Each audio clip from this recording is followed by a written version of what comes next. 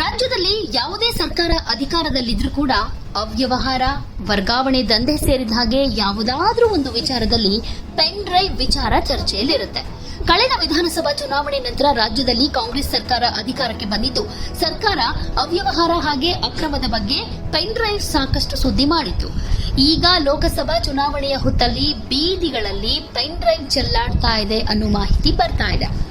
ಹಾಸನ ಲೋಕಸಭಾ ಕ್ಷೇತ್ರದ ರಾಜಕೀಯ ಪಕ್ಷವೊಂದರ ಅಭ್ಯರ್ಥಿಯೊಬ್ಬರಿಗೆ ಸೇರಿದೆ ಎನ್ನಲಾದ ರಾಸಲೀಲೆಯ ಫೋಟೋ ಹಾಗೆ ವಿಡಿಯೋಗಳನ್ನು ಒಳಗೊಂಡ ಪೆನ್ ಡ್ರೈವ್ ಸುದ್ದಿ ಸಾಕಷ್ಟು ದಿನಗಳಿಂದ ಚರ್ಚೆಯಲ್ಲಿತ್ತು. ಆದರೆ ಲೋಕಸಭಾ ಚುನಾವಣೆ ಹೊತ್ತಲ್ಲಿ ಈ ವಿಚಾರ ಮುನ್ನೆಲೆಗೆ ಬರ್ತಾ ಇದೆ. ಪೆನ್ ಡ್ರೈವ್ ಕುರಿತು ಕರ್ನಾಟಕ ಕಾಂಗ್ರೆಸ್ ಟ್ವೀಟ್ ಮೂಲಕ ಮಾಜಿ ಮುಖ್ಯಮಂತ್ರಿ ಎಚ್.ಡಿ. ಕುಮಾರಸ್ವಾಮಿ ಅವರಿಗೆ ಅನೇಕ ಪ್ರಶ್ನೆಗಳನ್ನ ಮಾಡ್ತಾ ಇದೆ. ಕುಮಾರಸ್ವಾಮಿ ಅವರೇ, ನೀವು ತೋರಿಸಿ ಜೇಬೊಳಗೆ ಇಟ್ಕೊಳ್ತಾ ಇದ್ದ ಪೆನ್ ಡ್ರೈವ್ನಲ್ಲಿನ ರಹಸ್ಯ ಈಗ ಹೊರಬಂದಿದ್ಯಾ? ಹಾಸನದ ಬೀದಿಗಳಲ್ಲಿ ಚೆಲ್ಲಾಡ್ತಾ ಇರೋ ಪೆನ್ ಡ್ರೈವ್ ನಿಮ್ದೇನಾ? ಕುಮಾರಸ್ವಾಮಿ ಅವರೇ, ರಾಜ್ಯದ ಮಹಿಳೆಯರ ಬಗ್ಗೆ ನಾಲಿಗೆ ಹರಿಬಿಟ್ಟು ದಾರಿ ತಪ್ಪಿದ್ದಾರೆ ಎಂದಿದ್ದ ನೀವು ಯಾಕೆ ಈಗ ಗಾಢ ಮೌನ ವಹಿಸಿದ್ದೀರಾ? ದಾರಿ ತಪ್ಪಿ ನಡೆದವರು ಯಾರು ಅನ್ನೋ ಸಂಗತಿ ಬಟಾ ಬಯಲಾಗಿರುವಾಗ ರಾಜ್ಯದ ಜನರಿಗೆ ಮುಖ ತೋರಿಸುವುದಕ್ಕಾಗ್ತಾ ಇಲ್ವಾ ಅಂತ ಪ್ರಶ್ನೆ ಮಾಡಿದೆ. ಇದರ ಬಗ್ಗೆ ಮಹಿಳಾ ಆಯೋಗದ ಅಧ್ಯಕ್ಷರಾದ ಡಾಕ್ಟರ್ ನಾಗಲಕ್ಷ್ಮಿ ಚೌಧರಿ ಅವರು ಒನ್ ಇಂಡಿಯಾ ಕನ್ನಡದ ಜೊತೆ ಮಾತನಾಡಿ, ಮಹಿಳೆಯರ ಜೊತೆಗಿನ ಅಶ್ಲೀಲ ವಿಡಿಯೋ ಬಗ್ಗೆ ನಮಗೆ ದೂರು ಬಂದಿದೆ. ಹಲವು ಸಂಘಟನೆಗಳು ಬಂದು ದೂರು ಕೊಟ್ಟಿದ್ದಾರೆ.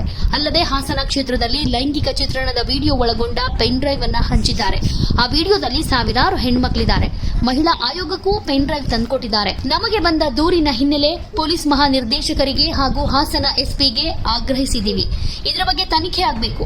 ಇದಕ್ಕೆ ವಿಶೇಷ ತಂಡ ರಚನೆಯಿಂದ ತನಿಖೆ ಆಗಬೇಕು ಅಂತ ಸಿದ್ದರಾಮಯ್ಯ ಹಾಗೂ ಗೃಹ ಸಚಿವರಿಗೆ ಪತ್ರ ಬರೆದಿದ್ದೀನಿ ಅಂತ ಹೇಳಿದ್ದಾರೆ. ಆ ಪೆನ್ ಡ್ರೈವ್ ನಲ್ಲಿ 2876 ವಿಡಿಯೋಗಳಿವೆ. ಸಾವಿರಾರು ಹೆಣ್ಣು ಮಕ್ಕಳ ಚಿತ್ರೀಕರಣ ಆಗಿದೆ. ಆ ಹೆಣ್ಣು ಮಕ್ಕಳ ಭವಿಷ್ಯ ತೂಗುಗತ್ತಿ ಮೇಲೆ ನಿಂತಿದೆ. ಅವರ ಕುಟುಂಬದವರು ಹಾಗೆ ಅವರ ಮಕ್ಕಳ ಜೀವನ ಏನಾಗಬೇಕು? ಇದೊಂದು ವಿಕೃತ ಘಟನೆ. ಈ ವಿಡಿಯೋವನ್ನ ಹಂಚಿರೋದು ಕೂಡ ದೊಡ್ಡ ಕೃತ್ಯ. ಎಷ್ಟೋ ಜನ ಹೆಣ್ಣು ಮಕ್ಕಳ ಭವಿಷ್ಯ, ಘನತೆ ಹಾಗೆ ಗೌರವ ಏನಾಗಬೇಕು? ಇದ್ರ ಬಗ್ಗೆ ತನಿಖೆ ಆಗಬೇಕು, ಹಾಗೆ ತಪ್ಪಿತಸ್ಥರಿಗೆ ಶಿಕ್ಷೆ ಆಗಬೇಕು ಅಂತ ಮನವಿ ಮಾಡಿಕೊಂಡಿದ್ದಾರೆ. ಒಟ್ನಲ್ಲಿ ಹಾಸನದ ಪೆನ್ ಡ್ರೈವ್ ವಿಚಾರ ಈಗ ರಾಜಕೀಯ ವಲಯದಲ್ಲಿ ಸಾಕಷ್ಟು ಚರ್ಚೆಗಳಾಗ್ತಾ ಇದೆ. ರಾಜ್ಯದಲ್ಲಿ ಮೊದಲ ಹಂತದ ಎಲೆಕ್ಷನ್ ಕೂಡ ಮುಗಿದಿದೆ. ಹಾಸನದಲ್ಲೂ ಕೂಡ ಎಲೆಕ್ಷನ್ ಆಗಿದೆ.